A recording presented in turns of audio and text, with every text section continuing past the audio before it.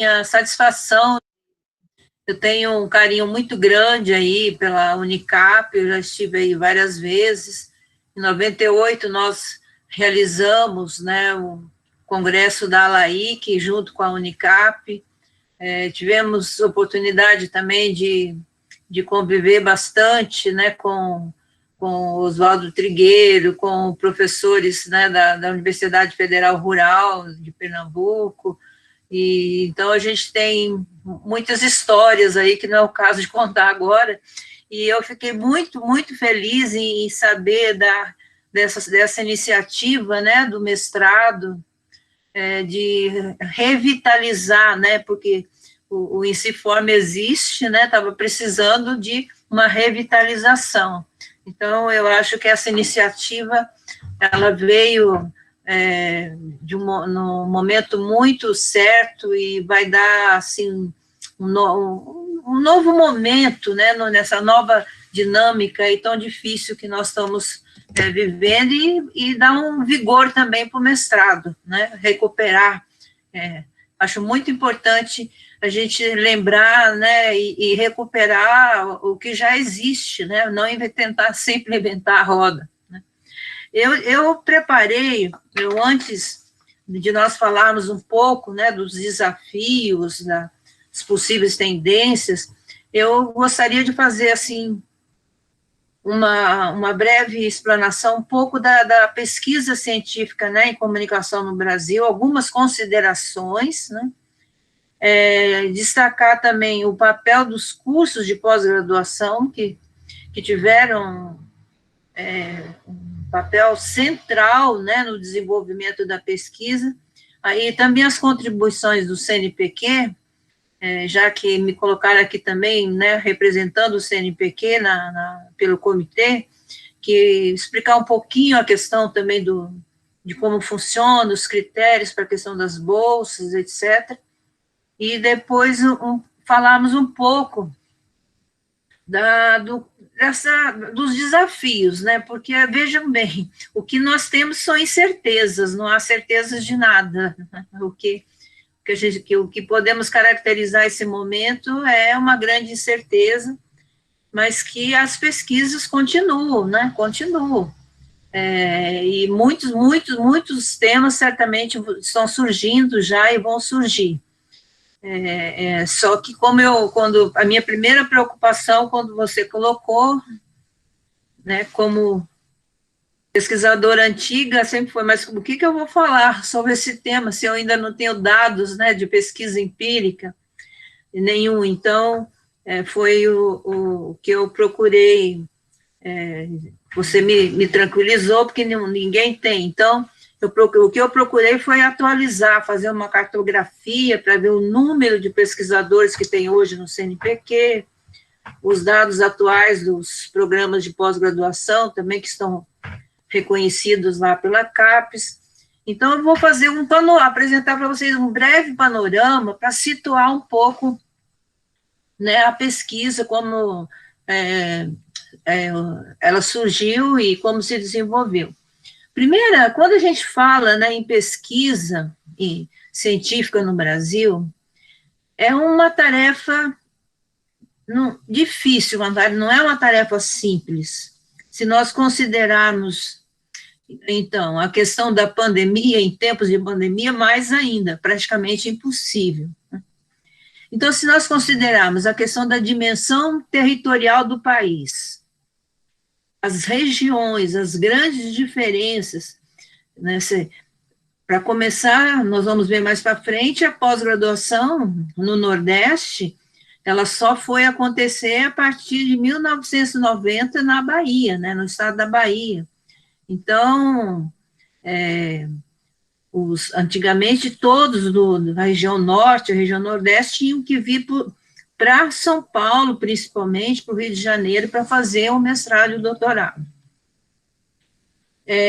Nós temos o número, né, de pesquisadores e autores e a quantidade e a diversidade da produção científica e literatura que nós temos no Brasil. Número de escolas.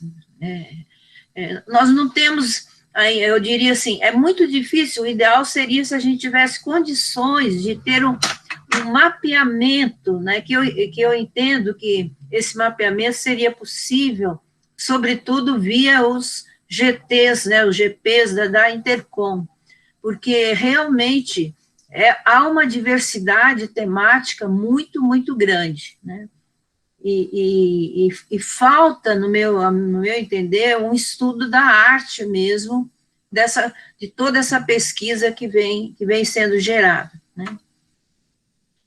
Outra questão também importante, quer dizer, você tem grupos de pesquisa, você tem congressos, né, você tem os programas de pós-graduação, você tem os fóruns, seminários. Vamos imaginar as entidades, começando as grandes entidades nacionais, a Intercom, a Compós, depois todas as entidades específicas que são filiadas, né, à Socicom, como vocês que estão também previstas, né, para estarem presentes nesse ciclo, né, de palestras, que eu acho bem interessante. Você vê, quantos trabalhos são apresentados? Em tese, nós pressupomos que esses trabalhos são resultantes também de pesquisas. Então, o Brasil, nessa dimensão continental, ele realmente ele tem um número de pesquisa muito significativo, né? Então, essa é uma característica, um ponto que eu também gostaria de destacar para vocês, né? E outro aspecto, essa pesquisa, ela é basicamente produzida nas faculdades, nas escolas, né, nas faculdades de comunicação, porque a gente também tem que considerar que, muitas vezes, o professor não está na pós-graduação, mas ele faz sua pesquisa também com os alunos de graduação, né, quando ele faz uma pesquisa de iniciação científica, com pesquisas aplicadas, e os centros de pós-graduação e nos grupos de pesquisa. E no Brasil, quais são, assim, eu já fiz pesquisas sobre isso, eu tenho dados, não é o caso aqui. Quais são as universidades onde você vai encontrar mais condições institucionais para pesquisa? As universidades públicas, federais, as estaduais, as municipais, porque você tem lá uma política de carreira onde exige uma dedicação para a pesquisa. As privadas são as chamadas confessionais, as PUCs, as metodistas, e também as chamadas comunitárias. São muito poucas as privadas, onde tem os proprietários que investem em programa de mestrado e raramente em doutorado. Por quê? Porque pesquisa custa caro, manter um programa, né, de pós-graduação, núcleo duro, manter lá 10 professores, período integral, custa caro, então nem todas as faculdades mantêm. Então, está provado que, por isso que o investimento maior de pesquisa vem mesmo do Estado, e nós temos que defender muito isso, o investimento público de pesquisa, e, consequentemente, a necessidade dos órgãos, né, de fomento. Quais foram as primeiras iniciativas, né, de sistematização? Preparando, né, essa minha fala aqui para vocês, eu confesso que eu tive afetivamente falando, eu tive muita saudade hoje, né, do professor e amigo José Marques de Mello. Porque tudo que tem sobre a história, o desenvolvimento da pesquisa, a gente vai encontrar muito nos livros que ele deixou, né, um verdadeiro legado de registro. Então, quais foram as primeiras iniciativas de sistematização da pesquisa científica no Brasil? a gente vai ver que é, sobretudo, na década de 1980, e começa, então, um movimento que, segundo José Marques de Mello, de legitimação acadêmica dos estudos de comunicação. A Intercom, ela tem um papel importantíssimo, porque no auge da ditadura, havia um fechamento muito grande nas universidades, e a Intercom foi uma entidade que abriu oportunidade para que os pesquisadores, professores, pudessem debater os grandes temas. Tanto é que os primeiros temas trabalharam muito assim, a questão das classes subalternas, a questão da hegemonia e comunicação, e justamente o quinto ciclo, na época não chamava congresso, o quinto ciclo de estudos interdisciplinares da comunicação, em 1982, foi feita uma revisão crítica da produção que já no país, entre os anos 60 e 70, e também teve um grande debate, né, das tendências internacionais, e resultou neste livro. Está dando para ver? Esse livro que ele organizou, na época foi publicado pela Cortez Editora, Pesquisa em Comunicação no Brasil, Tendência e Perspectiva. É uma coletânea, então, que trata exatamente de todas as áreas, artigos sobre rádio, sobre jornalismo, tudo que vocês podem imaginar, ele encontrou um autor, né, para escrever. E depois, em 1984, ele publicou pelo Porticom, Intercom, eu lembro, eu acompanhei na época, esse inventário de comunicação, de pesquisa em comunicação no Brasil, de 1983 a 1983, imaginem vocês. É uma coisa assim, é uma relíquia, mas é dificílimo, até para digitalizar, né? Quer dizer, é um produto que valeria a pena, talvez, ter um acervo aí no Insinforme, nem sei se deve ter, seria bom verificar, viu, Juliana? Então, o que é aqui? Quer dizer, ele tentou sistematizar, imagine vocês, um século de tudo que já tinha sido, que poderia ser pensado, que foi publicado, que poderia ser considerado como uma pesquisa. Então, isso só para mostrar para vocês que a preocupação, né, em sistematizar e o papel da Intercom com o centro de documentação, com o chamado Porticom. E, como eu tinha colocado antes, a importância dos órgãos públicos, né, de apoio para o desenvolvimento da pesquisa. O CNPq, o Conselho Nacional, e depois a CAPES, né, a Coordenadoria de Aperfeiçoamento de Pessoal em Nível Superior, a CAPES, a FINEP, financiadora de projetos, e as fundações dos estados. Por exemplo, São Paulo tem o desenvolvimento que o estado tem em ciência, em tecnologia, se deve muito ao investimento da FAPESP, que é a Fundação do Amparo à Pesquisa do Estado de São Paulo. Eu vi que aí em Pernambuco, vocês têm a Fundação de Amparo à Ciência e Tecnologia do Estado de Pernambuco, a FACEP, é isso? Né? É isso. Tem da Bahia, tem... Então, são órgãos que possibilitam, né? E, então, com isso eu queria dizer para vocês o quê? Quer dizer, a pesquisa, ela sempre vai depender muito do quê? Dos apoios institucionais, da onde, né, dos centros onde ela está sendo produzida, na universidade ou em algum instituto, e também dos órgãos públicos, muitas vezes que não há tradição no Brasil, é buscar parcerias com a iniciativa privada, digo, no Brasil, na área de comunicação.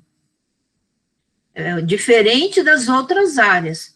Eu acompanho pela USP, por exemplo, a área de agricultura, Exalc, você pega a Escola Politécnica, o Instituto de Química, ou seja, as ciências exatas, biológicas, da saúde, têm parcerias muito bem, assim, construídas de anos com a iniciativa privada, em apoio à pesquisa.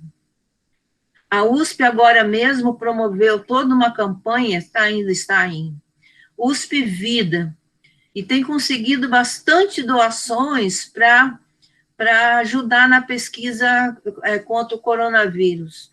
Quer dizer, às vezes a universidade fica meio tímida, né? Mas, assim, vocês sabem também, as europeias, norte-americanas, também buscam essas parcerias com a iniciativa privada, né? Então, é uma necessidade que a gente percebe que no Brasil precisaria ser mais trabalhada. A questão da pós-graduação no Brasil, todos nós sabemos que é um sistema muito bem sucedido. Diferente muito do sistema educacional brasileiro, principalmente do ensino fundamental e médio e também o superior, a pós-graduação, ela tem, a gente pode considerar que é um sistema bem-sucedido que se deve, sobretudo, pela avaliação, né?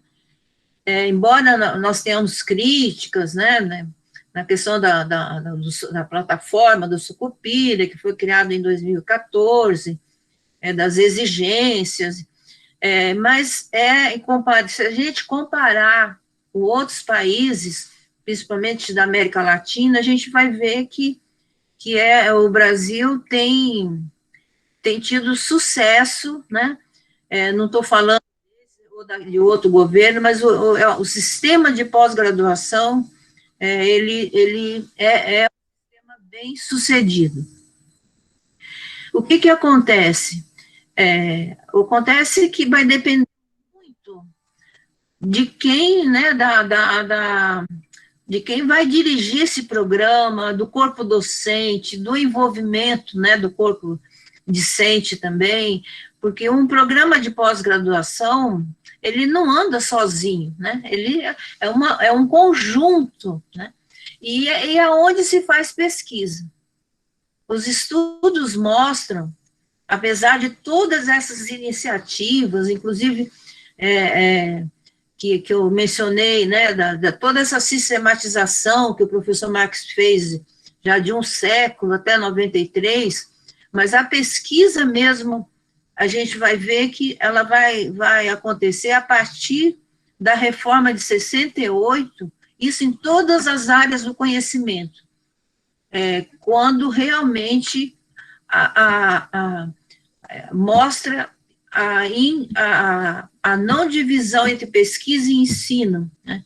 A reforma de 68. Desde lá, então, você tem já uma valorização da pesquisa. E na área de comunicação, isso é muito evidente. Eu tenho acompanhado já há muitos anos, quando uma faculdade tem um programa de pós-graduação, isso modifica a qualidade do ensino de graduação também, né? Então, eu sou uma defensora, né, dos programas de pós-graduação. Então, os programas pioneiros de pós-graduação, todos vocês já devem saber, foi o da ECA, a Escola de Comunicações e Artes, da USP, que foi o primeiro, né, o primeiro mestrado foi nos anos 70, e o doutorado nos anos 80. Vocês estão vendo que a legitimação começa justamente nos anos 80 a partir do doutorado, né? E na Escola do Rio de Janeiro, a ECO, da Federal do Rio de Janeiro, a de Campinas, a Multimeios, que era da PUC de Campinas, e de Brasília.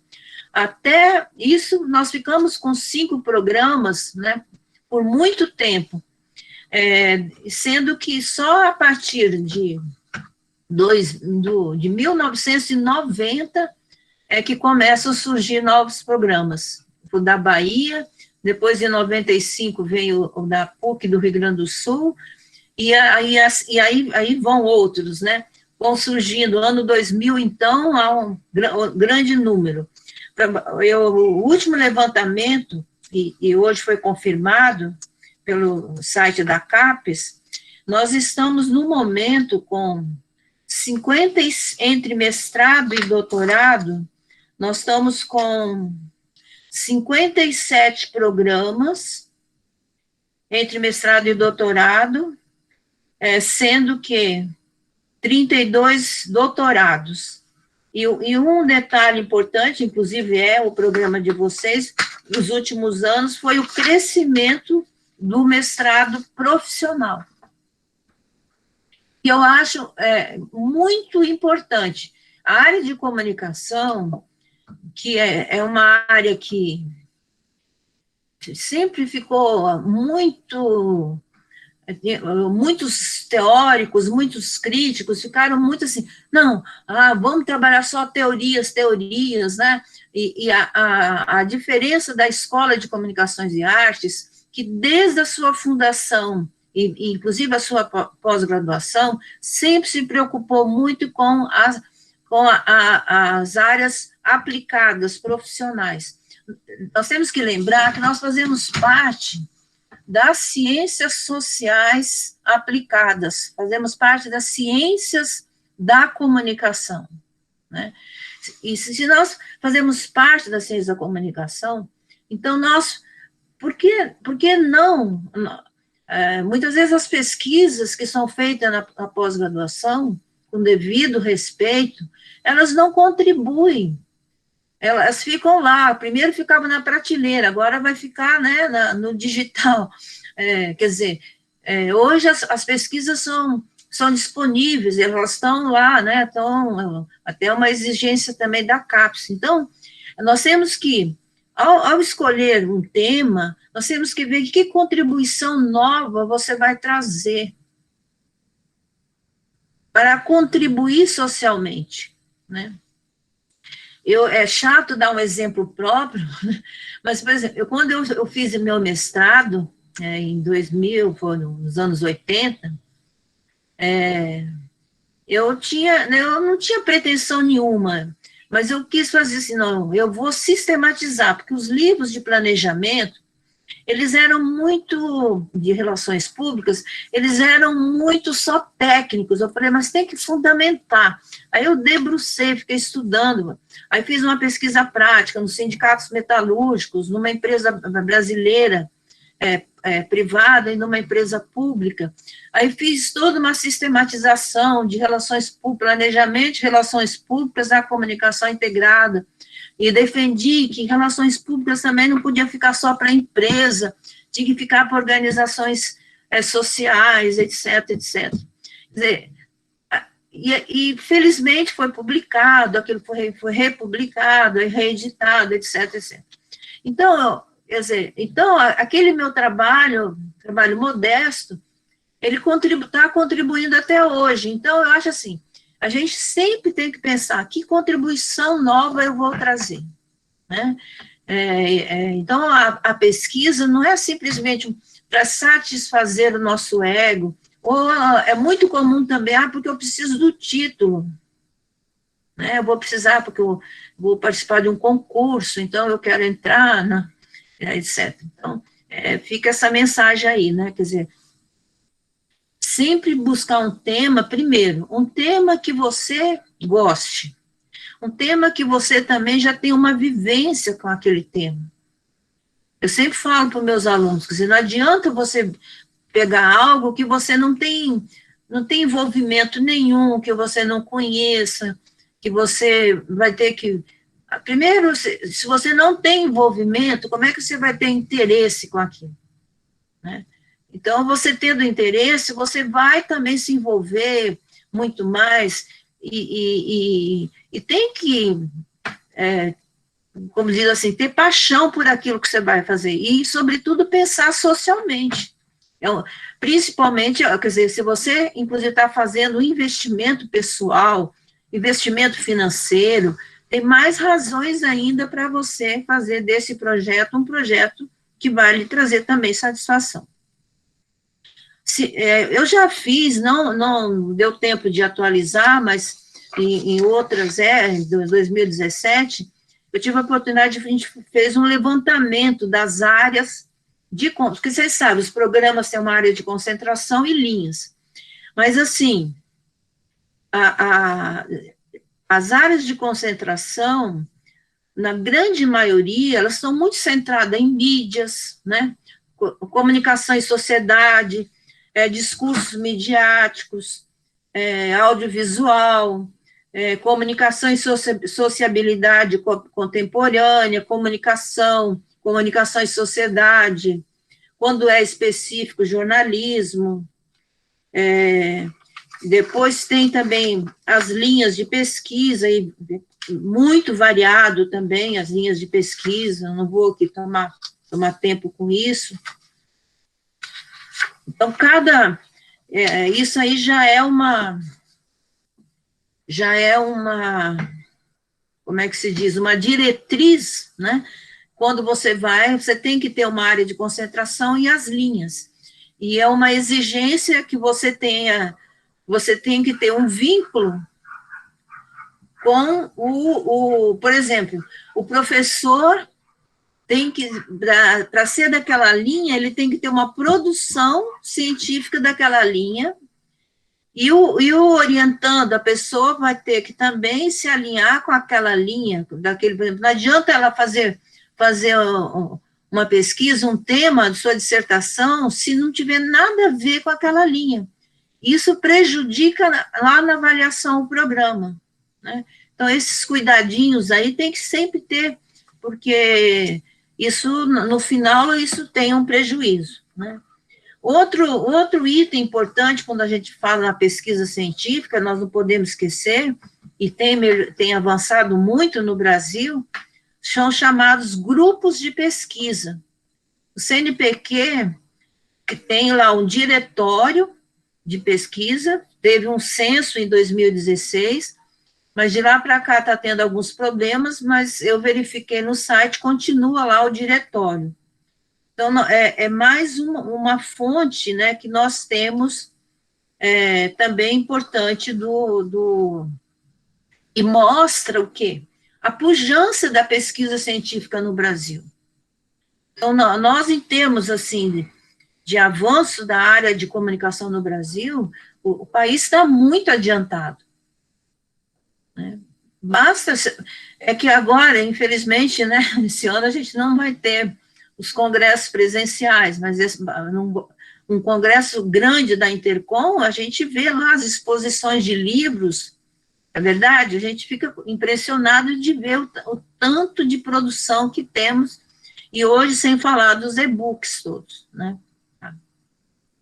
Tá, então, vejam bem, o que eu quis falar até agora é para mostrar para vocês a importância da pós-graduação e como que a maioria mesmo da pesquisa é feita na pós-graduação. Eu pergunto para vocês, por que será que a maior parte da pesquisa é feita na pós-graduação?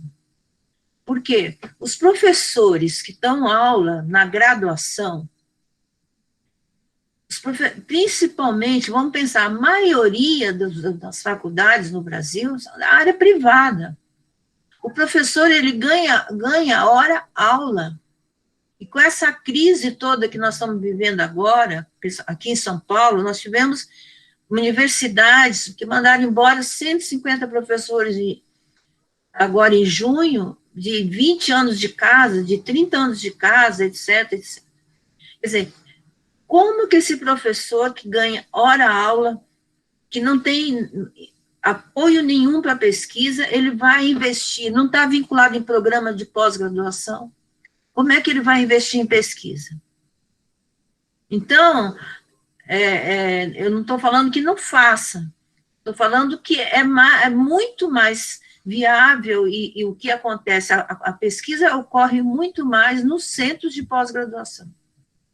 nos programas de pós-graduação. Isso já tem dados mesmo que mostram isso, né?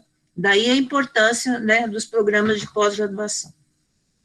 Agora vamos lá para o CNPq, né?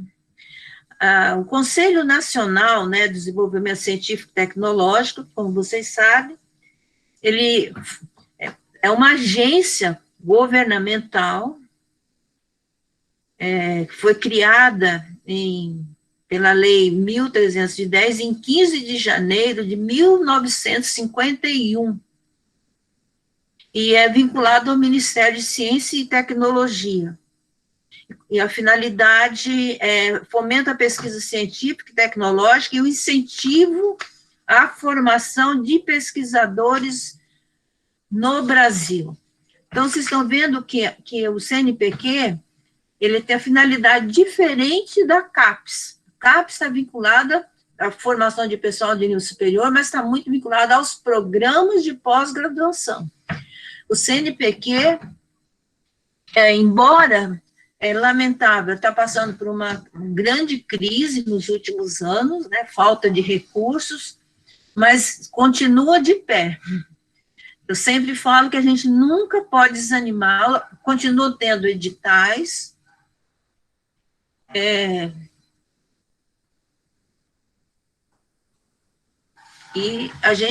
nós temos que participar. Quais são as modalidades de bolsas que o CNPq oferece? Então, oferece bolsas de recursos humanos no campo da pesquisa científica e tecnológica, em universidades, institutos de pesquisa, centros tecnológicos, de formação profissional, tanto no Brasil quanto no exterior. E quais são as bolsas, né, no Brasil? Vamos ver. São várias modalidades de bolsas. Hoje tem bolsas para o ensino médio e superior, em nível de pós-graduação. Por exemplo, na graduação, que normalmente é enviado para as universidades, para a pró-reitoria de pesquisa, que é o PIBICT, né, a Bolsa de Iniciação Científica. Tem as bolsas de estrito sensu, mestrado e doutorado, que mandavam direto para a pró-reitoria, mas agora, de pós-graduação, agora houve uma mudança, né, vocês estão sabendo, que o programa de pós-graduação tem até agora, 15 de setembro, para mandar um projeto do programa, das linhas, das temáticas, e aí aí vão dizer vão oferecer tantas bolsas, e os projetos dos candidatos terão que ter terão que ter aderência, coerência com aquele projeto do programa. Acho que vocês estão fazendo aí também, né? O que é o uso mais frequente para os pesquisadores é a produtividade em pesquisa, que normalmente tem 2 editais por ano, que nós temos, no produtividade de pesquisa, é muito conhecido como PQ, PQ1 e PQ2. No PQ1, já é considerado mais o pesquisador sênior. Nós temos atualmente, até fiz um levantamento, CNPq, atualmente, entre PQ1 e PQ2, nós estamos com 138 bolsistas. O que significa isso? Esses 138 pesquisadores estão no sistema do CNPq, como bolsistas, que vai sendo renovado. Por exemplo, para agora em julho, foi prorrogado até 17 de agosto, tinha 32 pesquisadores que tiveram que apresentar novamente o projeto, que a Bolsa ia vencer em fevereiro.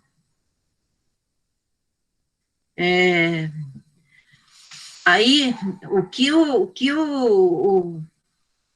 o Arquimedes, lá, o nosso coordenador, garantiu que a verba que tinha estava garantida para pelo menos essa cota desse número de bolsas. Então, o que a gente sempre recomenda, que vocês nunca, eu estou falando para os professores, pesquisadores, porque aí não é o mestrando, no caso dos alunos de pós, que devem sempre apresentar o projeto, porque se a nossa demanda não aumenta, também não aumenta a verba. Se a gente ficar só nessa cota pequena, você também não consegue aumentar a verba, né?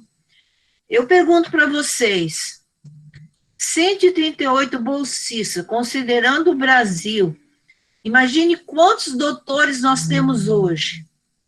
Vocês acham pouco ou muito?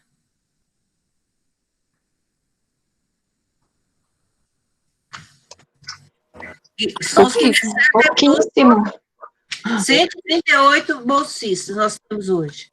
É levantamento feito de ontem para hoje. Sendo que é pouco ou é muito? Pouquíssimo. Pouco. Muito pouco. Então, nós precisamos... eu também concordo, eu acho que é muito pouco pelo volume, né, de pesquisadores que nós temos, né, em comunicação no Brasil, né? Sendo que PQ2, que é o nível, né, iniciante, que todo mundo inicia pelo PQ2, nós temos 90, e no PQ1, né, 48. No PQ1, nós temos categorias, categoria 1A, 1B, e 1C e 1D, né? Então, aí tem um número 13A, categoria B, 10, categoria C, 6, e categoria D, 19. Então, é isso, para vocês verem que nós precisamos aumentar, né, esse número de pesquisadores. Na avaliação que nós fizemos em outubro do ano passado, nós conseguimos inserir pelo menos, eu acho que uns 6 pesquisadores novos. Agora, para quem já tem bolsa, a gente tem falado isso muito, sobretudo nas reuniões, né, do Conselho da Composta. Para quem já tem bolsa, não pense que a renovação é automática, não, é uma bolsa nova. Então, olha,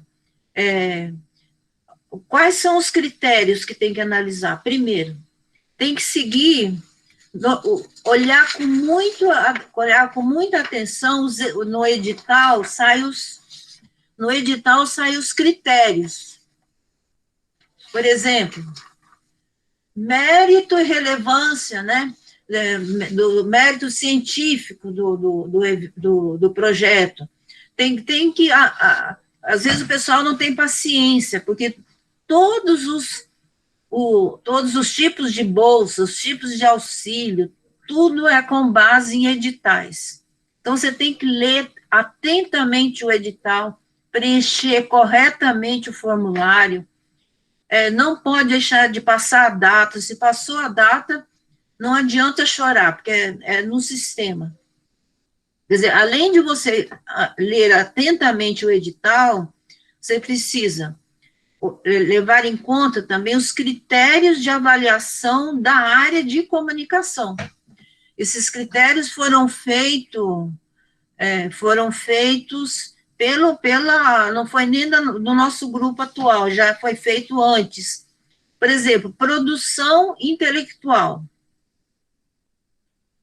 Produção intelectual. Então, veja bem, publicação em periódicos bem classificados. Livros livros, capítulos de livros, anais de congressos nacionais e internacionais, não vale locais, nem regionais. Por exemplo, para relatório CAPES não vale, para professor não vale os anais, mas para avaliação lá do pedido da Bolsa vale. Formação de recursos humanos para pesquisa, vale 15. Quer dizer, você não formou ninguém nos últimos anos, não formou mestre, não orientou graduação, TCC, nem IC, quer dizer, também. Coordenação, você não participa de projeto de pesquisa, você não coordena grupo de pesquisa, também não vale. Quer dizer, se você não tem nada disso, é 0 ponto. Contribuição para a inovação, quer dizer, o que você fez de novo para contribuir? Isso tudo vai estar no seu currículo, vai estar no formulário que você vai preencher e tal. Se você participa de revista, de coordenação, edição, pareceres, se você participa de atividades científicas, acadêmicas, de liderança, por exemplo, se você coordena curso, você participa de comissões, tudo isso tem valor, porque às vezes a pessoa acha que só o projeto dela foi muito bom, o projeto, inclusive, recebeu parecer ad hoc, elogiado, só que, gente, hoje é tudo atribuído nota, são pontos, depois, no final, é feita uma tabela Excel, e a nota, e vai ser por nota mesmo, porque já teve muita reclamação, até o pessoal até judicial já foi reclamar. Então, hoje o CNPq, no passado, não era tão exigente assim. Hoje, nós temos que, no final, ter uma planilha com a classificação mesmo de nota, e não é uma coisa que é político, que eu vejo o pessoal pensar, assim, fulano de tal é político, né? Não realmente é mérito. Então, se você pontuou lá na revista, você pontuou nas publicações, na formação, tanto é que o que a gente está vendo é que tem muitos professores jovens, novos, que estão produzindo muito, atuando muito, estão passando na frente de pessoas, às vezes, que já têm a bolsa, que parou mais no tempo, que não tem produção. Então, é um incentivo para os jovens. E mais um detalhe, nova bolsa, se é um pedido novo, a primeira vez que você está pedindo, a análise vai ser dos 3 últimos anos. Se você já tem a bolsa PQ2, vai ser analisado os últimos 5 anos. Se você tem a bolsa PQ1, vai ser analisado os últimos 10 anos. Outras bolsas no país, quer dizer, o CNPq também dá outras bolsas no país, que é pesquisador visitante. Por exemplo, o programa, isso tem que ver também, sempre tem um calendário, tem um edital. O programa pode fazer um projeto para tentar trazer um professor visitante. Pós-doutorado júnior, pós-doutorado sênior, pós-doutorado sanduíche no país, pós-doutorado empresarial, doutorado sanduíche empresarial, e tem bolsas também no exterior, pós-doutorado no exterior, bolsa sanduíche no exterior, doutorado pleno no exterior, e tem, que havia muito, mas hoje está mais restrito, auxílio à pesquisa. Por exemplo, um valor em dinheiro para você realizar uma pesquisa de campo. Isso também na base de editais. E apoio a eventos mundiais, internacionais e nacionais. Por exemplo, esse ano nós avaliamos, né, a distância a eventos mundiais, internacionais e nacionais, que você realize aqui no país. Por exemplo, evento nacional, mesmo que seja internacional ou mundial, tem que ter no mínimo 10 anos. Por exemplo, a pessoa às vezes não lê com cuidado o edital e manda o projeto, e já fica desclassificado de cara, né? Nem quando chega para nós, o pessoal técnico já desclassificou, quer dizer, ele não vai passar nem pela avaliação do comitê, né? Então, assim, o CNPq está passando por um momento muito difícil. Para vocês terem uma ideia, de 900 funcionários que tinham, está agora com cerca de 300, porque muitos se aposentaram e não teve reposição. Os equipamentos estão muito defasados, muito obsoletos, mas o que a gente percebe é assim, são servidores muito dedicados, estão tentando superar as dificuldades, né? E estão lá fazendo o que pode, quer dizer, nós, do comitê, a gente também fazemos a nossa parte, para vocês terem uma ideia. Tivemos um trabalho muito grande em maio, acho que avaliamos bolsas no país e bolsas no exterior, que era bolsa sanduíche, pós-doc, esse tipo de bolsa sanduíche e pós-doutorado, no Brasil e no exterior. Foi tudo avaliado, tudo direitinho, tinha verba, tinha tudo. Com a pandemia, houve uma decisão, porque não dá para ir para o exterior, está a maior confusão. Resultado, toda aquela avaliação que nós fizemos, ela está lá, foi tudo suspenso, mas o comitê, nós fizemos a nossa parte. Por isso que eu sempre insisto, acho que nós, enquanto pesquisadores, nós não podemos desanimar, nós temos que inscrever nossos projetos, fazer a nossa parte, né? Agora, para concluir, a questão dos desafios, né? Acho que todo mundo está trabalhando mais do que antes, não está? Com a pandemia. Estamos no computador, ainda estão em home office e também trabalhando aula virtual, porque aqui em São Paulo a gente está trabalhando muito mais reuniões, né, coisa que não fazia toda semana, estou fazendo toda semana, etc. Então, a questão da pesquisa, eu acho assim, primeiro, é um desafio a gente continuar tocando os projetos nesse momento, né? E muitos temas, né, estão surgindo com a questão da saúde mental, né, da questão da comunicação e saúde. Na área da comunicação, a gente está vendo aí da questão principalmente, o jornalismo, né, a cobertura jornalística, né,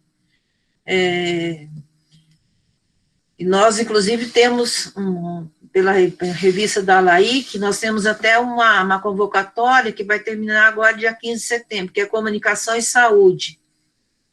Então, embora eu acho que não tem muito, como a gente estava falando, há ainda estudos, né, empíricos, concretos, mas pelo que eu tenho acompanhado, inclusive do mercado, na área da comunicação organizacional, da comunicação interna, relações públicas, nossos ex-alunos estão trabalhando de uma forma, assim, assustadora, porque eles tiveram que fazer adaptações, assim, do dia para a noite, entendeu? Quer dizer, é uma pressão de trabalho enorme. Então, a gente então, não sei, eu acho que são muitos os temas que vão surgir no campo da comunicação, acredito, em várias vertentes, né?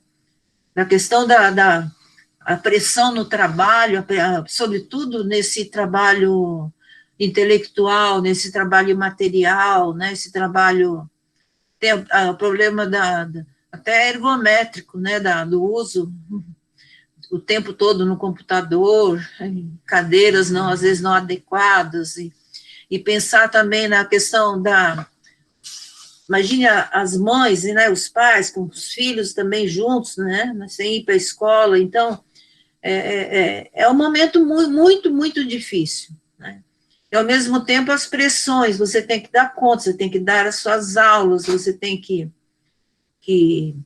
então, os temas, as tendências, eu acho que elas vão brotando, né? Eu queria ouvir vocês também, o que vocês estão pesquisando, o que vocês estão imaginando, né? Porque eu acho que não há nada assim de muita concretude, né, nesse momento, só há mesmo muitas dúvidas, insegurança, né?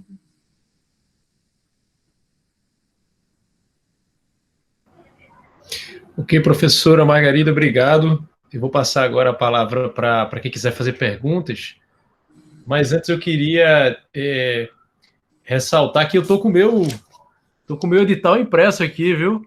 Estudei ele direitinho, submeti no prazo. Eu aprendi com um orientador meu que pênalti só perde quem chuta. Então, muito bem. Então, eu tento. E queria dizer que fui incentivado pela fala da senhora na reunião do Conselho da Composta, quando a senhora disse, gente, vocês têm que submeter, senão daqui a pouco o CNPq pensa que não tem pesquisador da área de comunicação disputando recurso, e aí gradualmente vai diminuir o recurso para nosso campo, né? Então eu vi que o prazo havia se estendido, fiz a minha parte, não sei se vai ser de primeira, mas se não for, já foi um aprendizado muito grande. Eu digo aos meus alunos, só de desenhar o projeto, ler o edital, submeter, já é um baita aprendizado, já foi ótimo. Sobre a questão do nosso mestrado, né, nosso mestrado profissional, a gente faz um esforço enorme, professora, nesse sentido de tentar convencer as empresas a serem parceiras de projetos de pesquisa, né, de valorizar a produção de conhecimento científico e assim, então, financiarem projetos de pesquisa.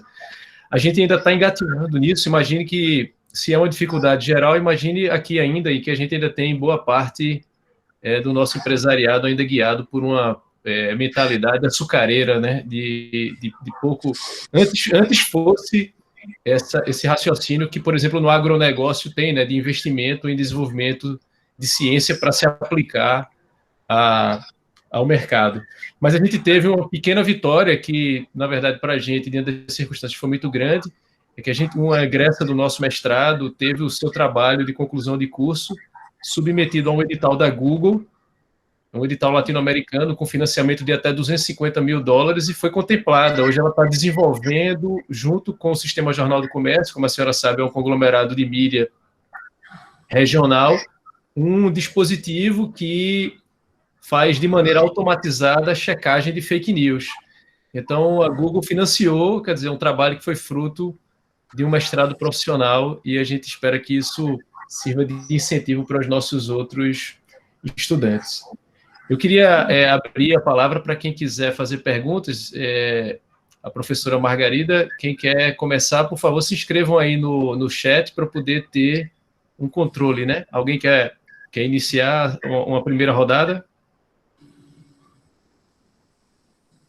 Queria ressaltar, professora, que a gente tem aqui muitos alunos do nosso mestrado, né? Hoje é dia da disciplina que eu ministro, que é Metodologia de Pesquisa Aplicada, e então a gente tem essa turma aqui presente, mas temos também uma grande maioria de pessoas de outros programas, e queria ressaltar a participação dos integrantes de mestrados profissionais, né? A gente tem se relacionado, criando uma espécie de coletivo dos mestrados profissionais em comunicação, e aí eles estão também apoiando esse nosso seminário em Ciforme. Isadora, a gente tem inscrito Jadiael, Isadora, vamos esperar a terceira pessoa, mas já pode começar então, Jadiael. Por favor, eu gostaria que vocês se apresentassem, né, para a professora Margarida saber de onde vocês são e fizessem a pergunta de maneira objetiva. Então, Jadiael, Isadora Albuquerque e Isabela Ferreira, nessa ordem. Boa noite a todos e todas. Estão me escutando bem ou não? Sim.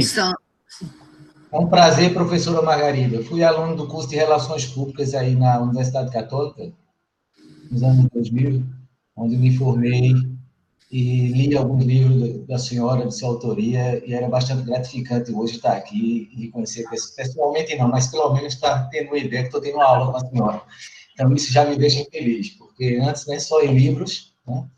Eu tive a oportunidade de concorrer a uma bolsa da Agência Espanhola de Cooperação Internacional e fui agraciado com essa bolsa, né, em 2005, de 2005 até 2008.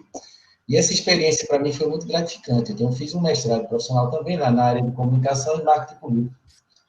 E eu percebi, nessa minha vivência na Espanha, que a universidade, em todos os sentidos, era muito próxima às questões da sociedade, ali, pelo menos onde eu estava, na Galícia. Então, você via meus professores sempre debatendo em rádio, em TVs, aspectos de ciência, desenvolvendo coisas que fossem solução para os problemas da sociedade. Aqui no Brasil, eu não sei se é aqui em Pernambuco, eu estou falando empiricamente, não tenho nenhum estudo sobre isso, e eu queria sua opinião sobre isso também. Eu acho que há um distanciamento da universidade junto às questões sociais. Eu acho que é como se a gente fizesse muito estudo para debater entre nós mesmos. Sei que tem alguns casos, como aqui tem um polo de ciência e tecnologia, como lá da informática da Federal, que esse sim, ele consegue atrair investimentos de fora, ele consegue sair do campo universitário e atingir uma massa maior de pessoas, inclusive para usar daqueles benefícios das pesquisas. Nas outras áreas eu não tenho conhecimento, então eu queria saber se a senhora percebe se há um distanciamento ainda da universidade, se a universidade ou a academia ainda não consegue vender seu peixe para que suas pesquisas fossem aproveitadas nos campos sociais e trouxessem soluções viáveis para a sociedade de uma maneira geral. Essa era a minha pergunta. Olha, a professora quer responder já agora ou quer que outras pessoas já façam? Eu respondo rápido. Pois não. Eu concordo com você. Eu inclusive, há muito tempo, já tem anos, escrevi um artigo sobre isso, mostrando como que as pesquisas da pós-graduação elas estão distanciadas e há pouca contribuição efetiva, né, para a sociedade, né? Há muito distanciamento, eu tiro pelo jornalismo, inclusive, mesmo rádio, curso de rádio, televisão, lógico que tem exceções, né? Às vezes numa cidade menor, do interior, mas eu tiro por São Paulo, né? Eu tiro infelizmente, eu posso dar um exemplo negativo da minha própria escola, da ECA, do curso de jornalismo, por exemplo. No passado, a gente já teve interação com a TVs, foi dado até na época do professor Marques, um curso de especialização, com a Globo, tinha contato com a TV Cultura. Hoje, quer dizer, você acha, os meios de comunicação estão muito mais na frente, sabe? E o pessoal está muito acomodado, infelizmente. Então, eu acho que há um distanciamento muito grande. Na ECA, nós criamos há 20 anos, já vai fazer 21 anos, um curso de nível de especialização, pós-graduação, gestão estratégica em comunicação organizacional e relações públicas. Esse curso tem permitido uma interação com o mercado muito, muito grande. E tem mudado o mercado, sabe? Tem interferido, porque a gente, com a formação que esses profissionais vêm, a grande maioria de jornalistas, que eles vêm justamente para buscar embasamento conceitual teórico para aplicar. Então, eu acho que em muitas áreas ainda a comunicação deixa muito a desejar. Muitos papers que você vê são ensaios. Eu acho que nós precisamos ter muito mais pesquisa empírica. Por exemplo, o Trigueiro está aí. Eu acho que em Foco e Comunicação tem muito mais estudos aplicados, muito mais pesquisa do que nas áreas profissionais práticas. Antes de passar para a próxima pergunta, Trigueiro, você quer fazer uso da palavra? Fazer algum comentário? Professor Trigueiro, escuta a gente?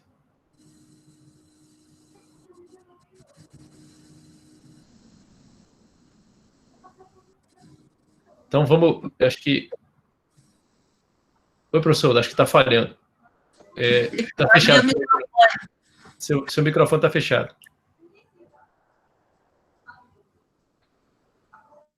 Daqui a pouco, então. Acho que você está com algum problema no áudio, né?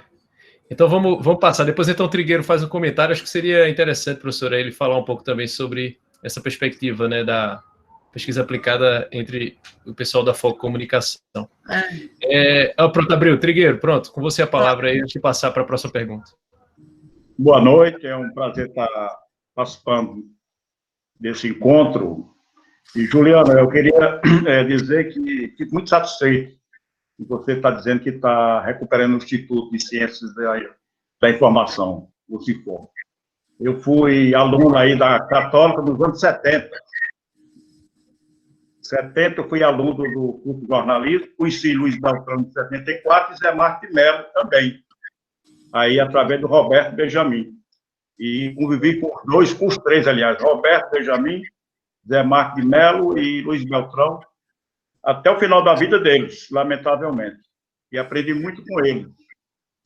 E eu quero dizer, sim, que, inclusive, Margarida, teve um congresso da Intercom que o título foi Quem tem medo da pesquisa empírica. Você se lembra? Era uma provocação. Foi aí na Unicap. Na Unicap, né? Exato. Exatamente, 2011 aqui na Unicap. 2011. Eu tenho até um artigo, eu escrevi também. Também escrevi um texto sobre isso. E, como você falou, a Rede Focicom tem se preocupado com isso, a pesquisa empírica. Essa questão da pesquisa empírica eu acho muito interessante, porque você começa a aproximar a linha de investigação no campo. E aquele congresso foi fundamental para se discutir, ter esse medo da pesquisa empírica que o jornalista, o curso de jornalismo e comunicação tem a campo.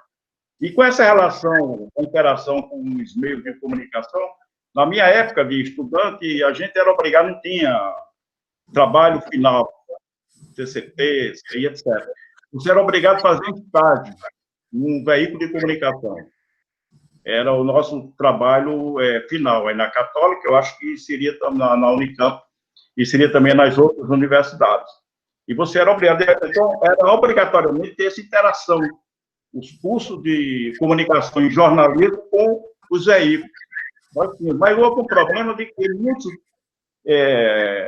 meios empresários estavam usando essa estratégia de curricular como mão de obra não profissional. Você trabalhava, descartava, pegava outro e ficava uma coisa rotativa e não havia um acompanhamento metodológico, pedagógico entre o estagiário da universidade e o veículo.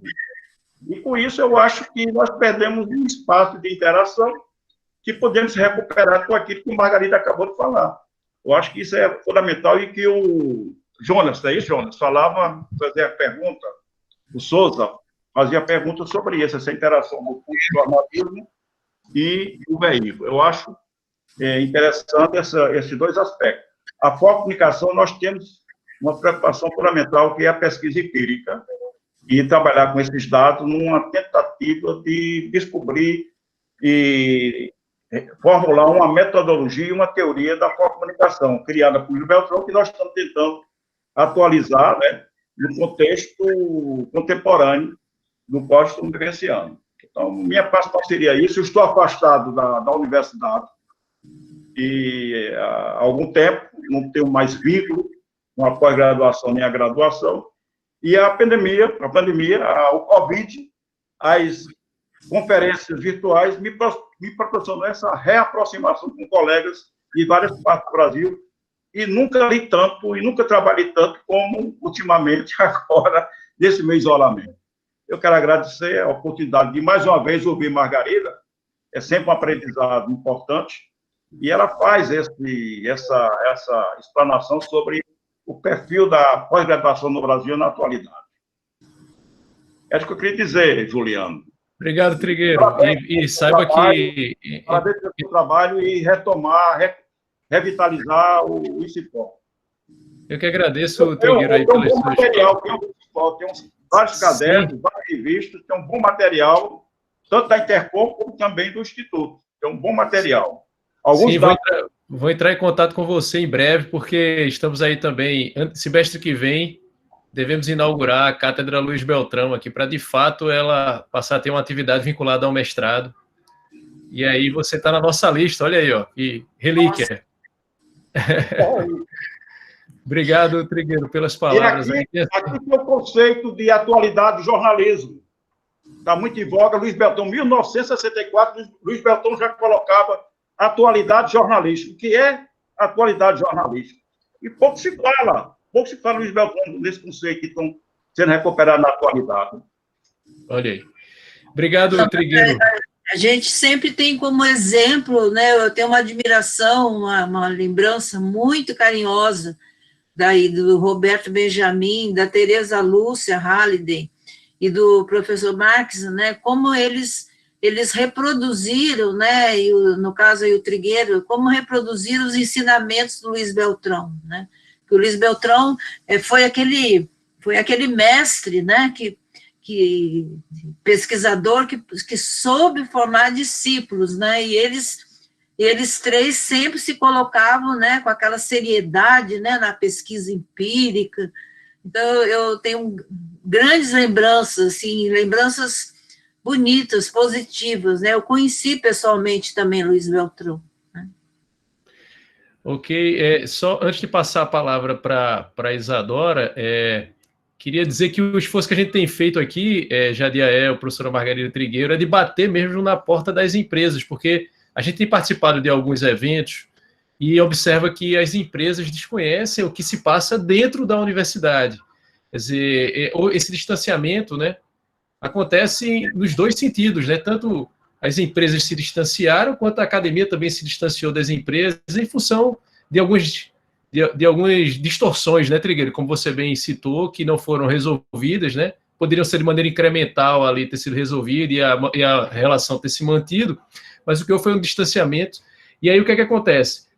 Esse trabalho a que eu me referi, de uma egressa nossa, foi fruto de um momento desse, que a gente conseguiu, num evento do Sistema Jornal do Comércio aqui, chamar a atenção para a existência do nosso mestrado, que eles já sabiam da existência, mas eles não tinham ideia do que a gente estava fazendo dentro do mestrado. E quando tomaram conhecimento, então se associaram à aluna e participaram desse edital da Google, e agora o produto está sendo desenvolvido dentro do próprio Sistema Jornal do Comércio. É um trabalho difícil de convencimento também, de reatar determinados laços, né, e superar certos preconceitos mútuos que acabam atrapalhando aí essa nossa relação. Mas eu passo agora a palavra para Isadora Maria Albuquerque Cavalcante para a próxima pergunta. Isadora, você me escuta? Escuto sim, Juliana. Falou até o nome todo, meu Deus. Boa noite.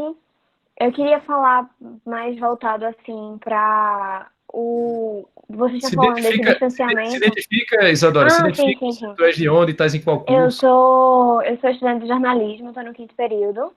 Eu também faço pesquisa com Carol Monteiro. Eu acho que ela não está aqui hoje, Carolina Maia Monteiro. Também na área de jornalismo e de comunicação. Na Unicap, né? Da Unicap, porque tem gente Unicap. de outras instituições aqui. Ah, desculpa, eu não sabia. Da Católica.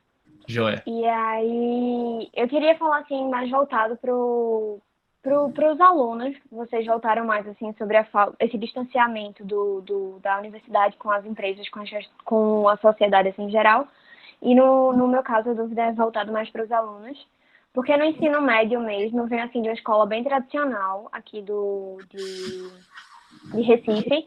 E no ensino médio mesmo eu não fiz pesquisa nenhuma. Eu cheguei na universidade, tipo, mal sabendo usar o Word. Tipo, eu não precisei usar o Word nunca no meu ensino médio, porque era o estudo completamente voltado para o Enem.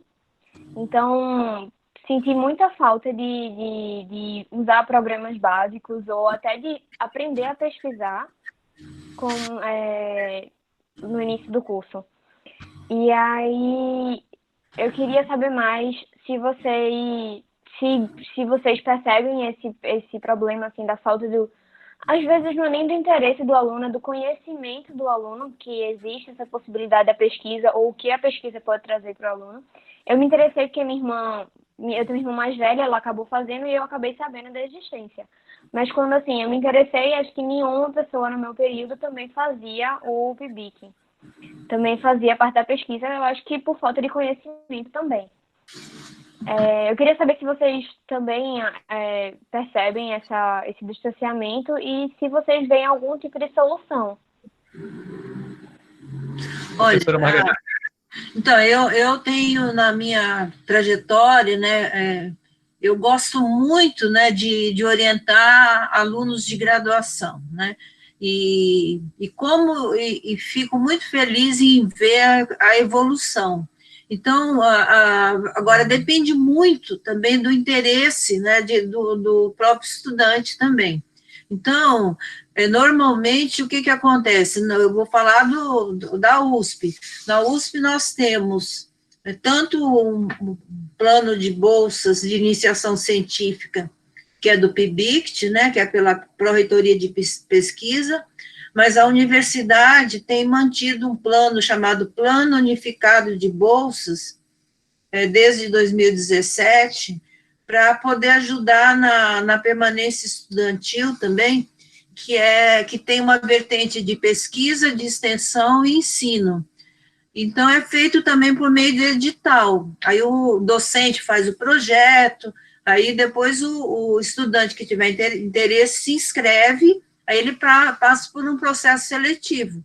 Então, eu acho que é um trabalho que normalmente vai depender muito da atenção, do interesse também do estudante, né, de pesquisar, de acompanhar, e eu sou muito a favor, porque se você começa fazer a pesquisa já na graduação, você primeiro, seu histórico escolar, já você amplia os seus conhecimentos. Eu tenho depoimento dos meus ex-alunos, ex-bolsistas, que falam, olha, eu aprendi muito, que foi muito além do que eu tivesse só, né, aprendido das aulas, das tarefas que eu tinha que fazer. Então, eu aprendi muito mais, e sempre uma avaliação sempre muito positiva. Então, eu acho que, além de ser, em termos de conhecimento, que você adquire a mais, também é válido também até para o mercado depois. Quando você vai para entrevista, você também, olha, eu fui bolsista, tal, tudo isso, pelo menos a experiência que eu tenho com os meus ex-alunos é sempre muito, muito positiva. Às vezes é melhor do que aquele aluno que já, no segundo ano, já quer correr, fazer estágio, e aqueles que fazem, né, ficam lá mais na universidade, fazem participam de projetos, das atividades na faculdade, às vezes eles têm mais possibilidade de conseguir um bom estágio depois do que aqueles que se precipitam e já querem correr fazer o estágio. Obrigado, professora. Antes de passar a palavra para a Isabela, Isadora, essa tua pergunta foi muito interessante, a resposta da professora Margarida também, para a gente reforçar aqui, como a gente tem estudantes em geral, né, também da graduação, o esforço que a gente tem feito, e aí, Trigueiro, nessa linha mesmo da história do Inciforme, né, de já na graduação, que é também, né, professora, a história da Intercom, de na graduação fomentar o futuro pesquisador. Então, a criação do nosso mestrado é reflexo disso e também procura fomentar isso, porque hoje a gente tem, professora Margarida, uma quantidade bem maior de professores no PIBIC orientando iniciação científica, muito também por conta do mestrado, nessa tentativa da cultura da pesquisa, né? A cultura da pesquisa científica, que, como Isadora falou no relato dela, não está no ensino médio, né? Lamentavelmente. E aí a gente tem procurado já inserir os estudantes o quanto antes, porque boa parte dos professores do curso de jornalismo, atualmente, sim, são orientadores de iniciação científica e parte deles são professores no mestrado. Então, Isadora, isso é algo que você vai, aos poucos, reforçando, né? E por isso que a gente fez esse evento com o selo do Inciforme, Trigueiro, porque a ideia é juntar todo mundo, graduação e pós-graduação, no mesmo papo, para dizer que, a cultura da pesquisa científica não pode estabelecer barreira entre graduação e a pós-graduação estrito sensu. Então, deixa eu passar agora para Isabela Ferreira. Opa, boa noite. Estão conseguindo me escutar? Ok. Sim. Meu nome é Isabela, eu sou estudante de jornalismo do 5º período lá da Católica também, quer dizer, da Católica. E eu queria puxar mais para essa questão do distanciamento que o professor Juliano mencionou anteriormente, e fazer uma pergunta mais voltada para que eu procuro mais a sua opinião. Nós estamos na iminência de um projeto que traz para o ensino médio uma questão mais técnica, de formar o estudante para as habilidades e não mais voltado para o conhecimento. Então, tipo, o governo também afirma que isso vai trazer uma melhor seletividade, que vai... Eu não gosto dessa palavra, mas foi o que muitos professores falaram quando eu estava conversando com eles sobre o assunto. Vai segmentar de forma mais qualitativa os estudantes, que quem realmente quer ir para a universidade e quem quer seguir um trabalho que não seja mais tão voltado para o intelectual. Então, na sua opinião, esse novo ensino médio, ele vai trazer essa seletividade seletividade qualitativa que o governo está propondo, ou vai mais trazer uma evasão das universidades do que tudo? Olha, eu acho que precisa primeiro considerar que o ensino médio, do jeito que estava tendo uma evasão, né? Eu não tenho um conhecimento, porque eu não sou da área de educação, de pedagogia, eu não posso falar em profundidade, eu vou falar sobre percepções que acompanho indiretamente pelo noticiário. Eu vou dar mais uma opinião, assim, sem uma base de conhecimento do projeto em si, que era uma coisa que já tinha sido bastante discutida com a audiência pública, que foi no governo passado, no governo Temer, nem foi, né, nem foi agora. Então, o que acontece? A questão do ensino médio no Brasil, que era o antigo colegial, estava assim, uma coisa muito, muito dispersa e muito sem uma identidade, vamos dizer assim. Então, estava uma mistura muito... o aluno ficava muito desmotivado, porque ele estudava tudo ao mesmo tempo, não sabia muito bem para quê.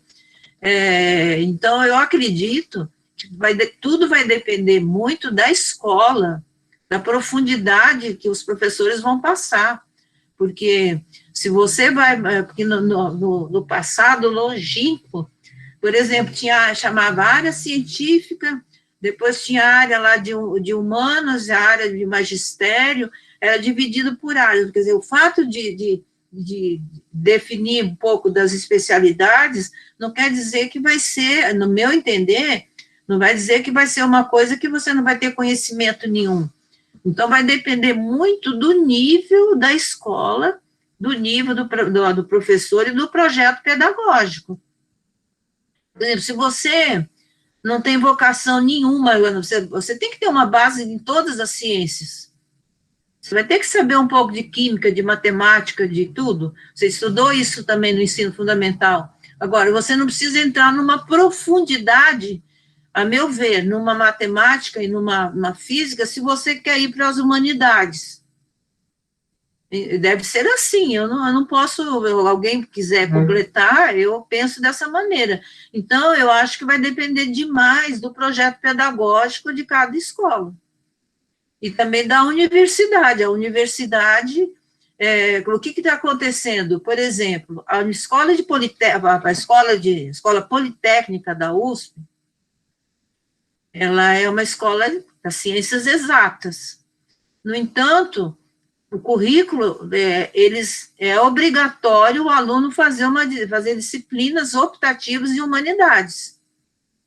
Eles vêm fazer disciplinas em comunicação organizacional, na minha disciplina lá na graduação, vão fazer em outras disciplinas, quer dizer, então vai depender muito também da faculdade, né, da universidade também. Porque a universidade não pode mais formar alguém apenas com essa visão, né, unilateral. Ok, professora Isabela esqueceu de dizer que também está vinculada ao PIBIC. Vejam só, a gente teve, Isadora está vinculada ao PIBIC, Isabela também, então é isso aí, aos pouquinhos a gente vai fomentando aí a pesquisa na graduação. Elaine, com você. Próxima pergunta. Boa noite, meu nome é Elaine, eu sou estudante do 3º período do curso de jornalismo da Unicap. Eu também sou estagiária voluntária da Unilab. A Unilab é um laboratório de práticas de inovação jornalística. E eu também estou participando do projeto de pesquisa com a professora Lene Grego, que é o Climatilab, que está sendo desenvolvido aqui nos bairros de Pipiribe e Caixa d'Água, aqui na cidade do Recife.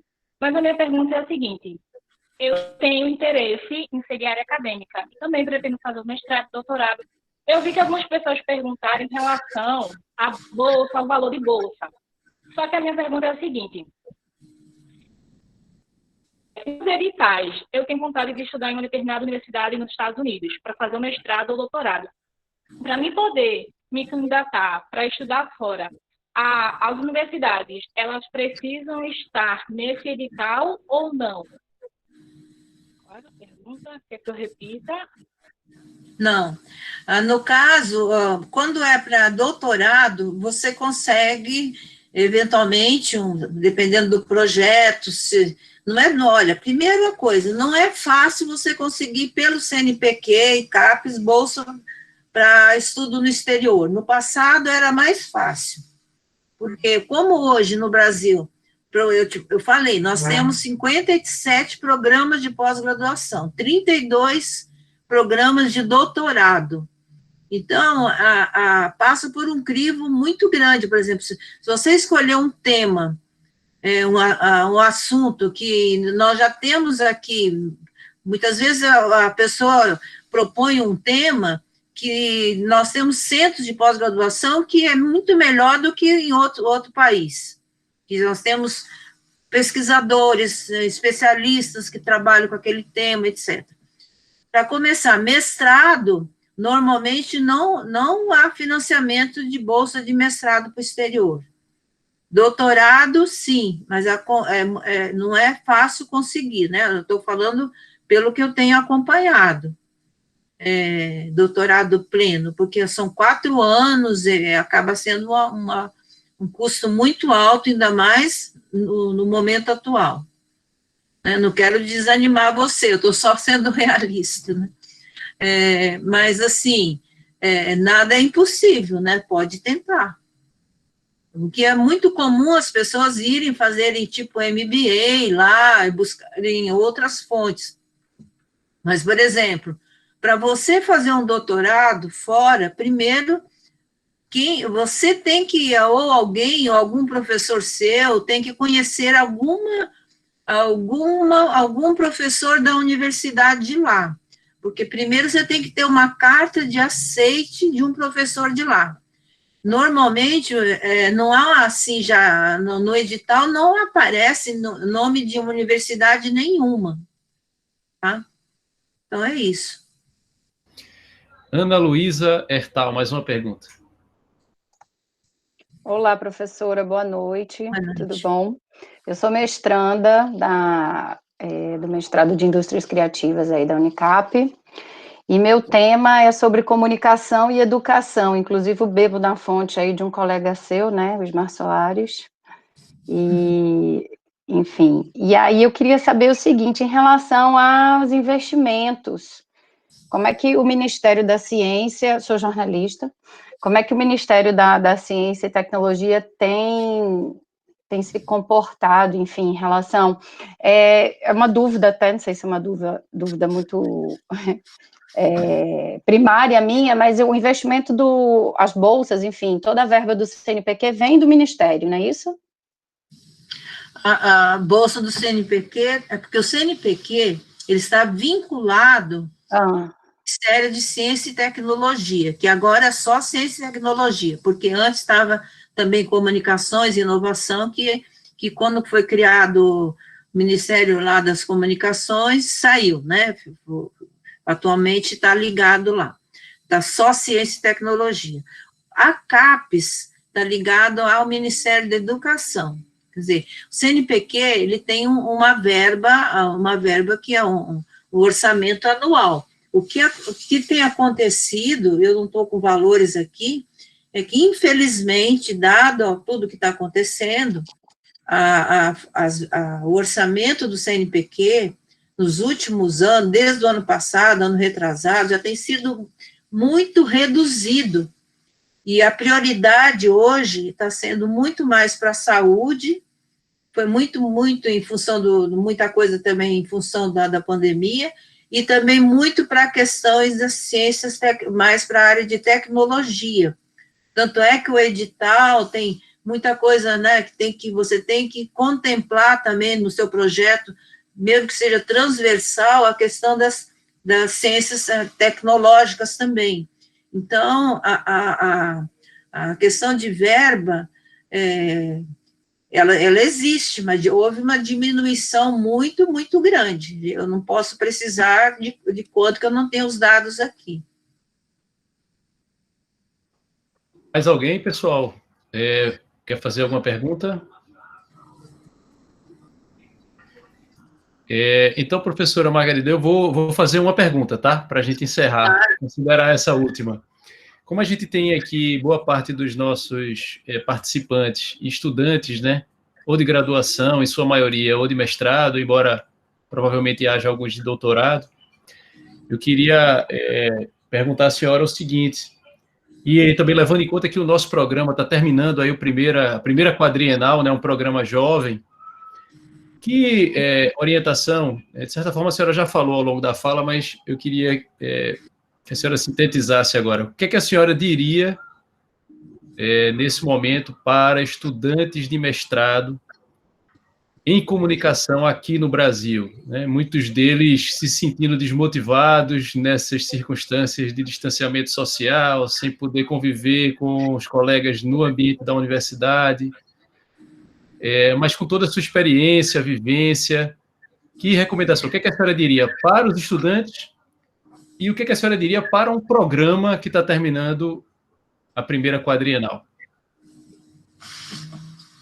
Olha, a primeira coisa que eu acho que eu queria dizer para o programa é parabenizar vocês. Eu fiquei muito feliz quando eu vi, né, porque eu sempre gostei muito de fazer esses levantamentos que eu venho fazendo, né, dos programas, das linhas, e quando eu vi que vocês criaram aí, eu falei, nossa, que faltava mesmo, né, algo diferente, porque, como eu comentei, são muito parecidos, né, os programas, né, as áreas, as linhas, né, e vocês inovaram com indústrias criativas, e depois aquele programa também lá do Sul, né, do Pampas, que eu acho que, então é muito bom a gente ver essa iniciativa de programas, mestrados profissionais,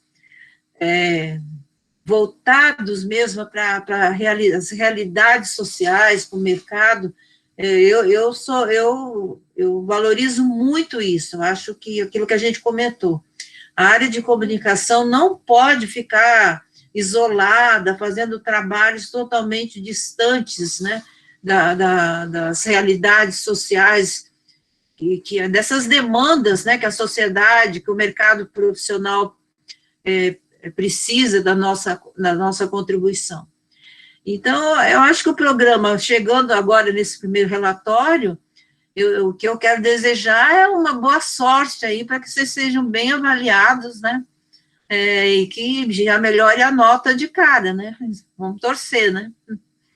Eu sei que não é fácil, né, porque são muitas as exigências, mas com certeza eu acho que vocês devem se orgulhar, né, de ter conseguido vencer esses 4 anos, né. E, então, isso é uma coisa. Com relação à outra, é não perder a esperança. Eu acho que é um momento difícil que todos nós estamos passando.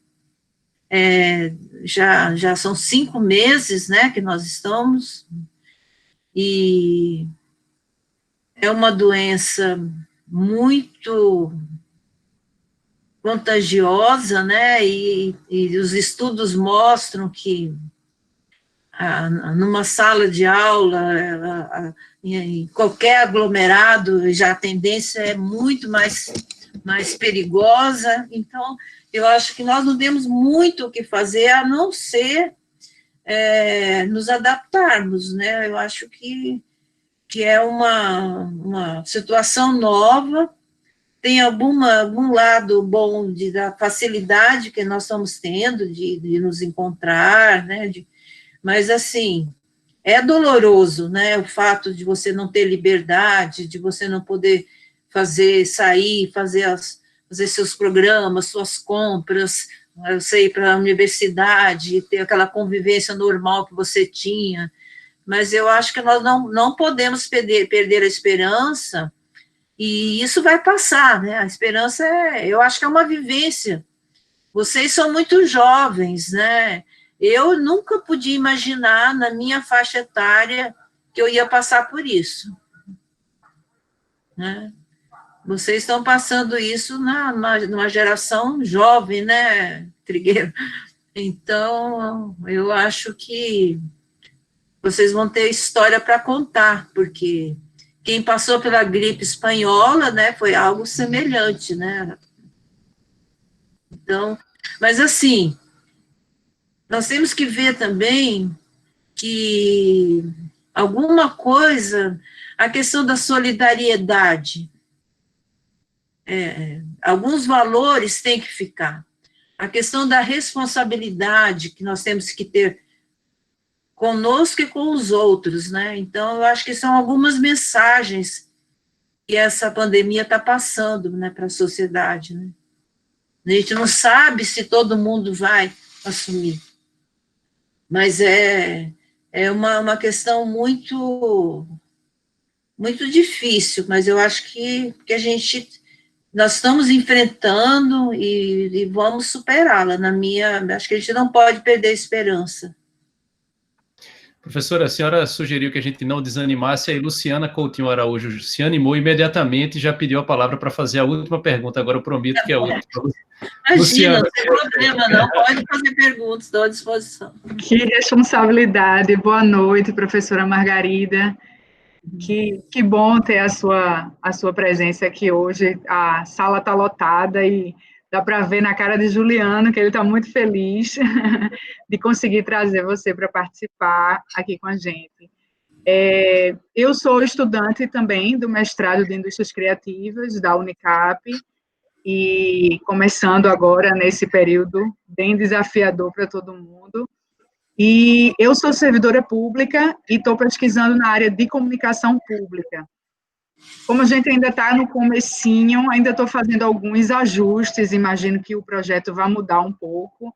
Eu queria ouvir da senhora o que é que está sendo pesquisado na área de administração, na área de comunicação pública, que foi uma coisa que eu fiquei muito feliz de ver, que eu entrei na sala dessa turma nossa, e tem vários outros colegas que também trabalham na parte de governo, né, na administração pública em geral, porque na pós que eu tinha feito antes, não tinha ninguém na minha sala, então todo mundo era comunicador, mas era todo mundo da comunicação privada, então a gente percebe uma nuance, né, uma coisa bem diferente, e o que eu estou pesquisando muito voltado também, observando esse cenário novo da realidade, de uma necessidade urgente de transformação do serviço público de uma forma geral, não somente uma transformação digital, mas uma transformação de mentalidade, uma transformação na própria prestação do serviço,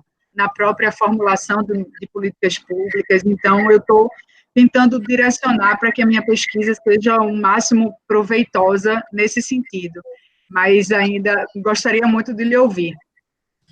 Sim, esse tema, né, da comunicação pública, depois eu posso até passar para o Adriano, ele passa para você.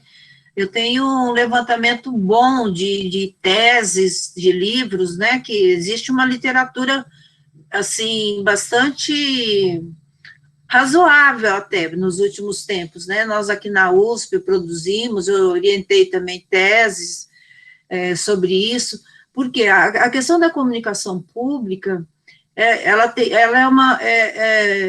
é uma comunicação que precisa ser bem entendida, porque ela pode ser tanto a comunicação pública estatal, né, uma comunicação totalmente desinteressada, por exemplo, uma campanha de interesse público, como é feito pelo Poder Judiciário, no caso das eleições, no caso da saúde pública, que, por exemplo, é uma coisa que nós não podemos, né, concordar, que nessa pandemia nós não tivemos, por parte do Ministério Público, do Ministério da Saúde, nenhuma campanha mesmo, né, de orientação mesmo, a não ser dos estados, né, com relação aos cuidados, com relação à questão da pandemia.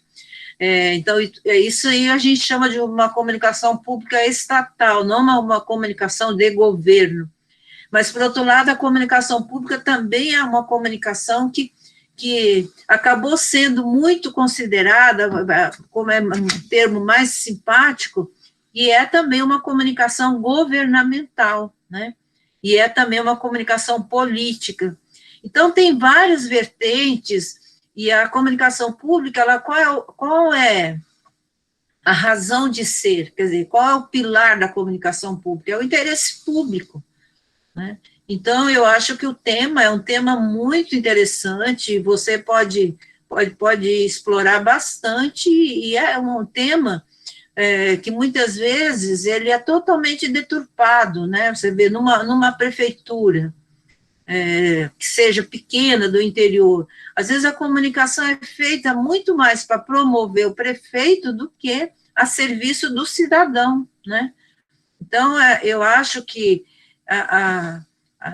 essa conscientização da comunicação pública, estar a serviço da cidadania, a serviço do cidadão, esse deve ser um norte, né? Então, eu acho que você pode explorar. Então, você pode, por exemplo, a comunicação pública na esfera da sociedade civil, é uma outra vertente.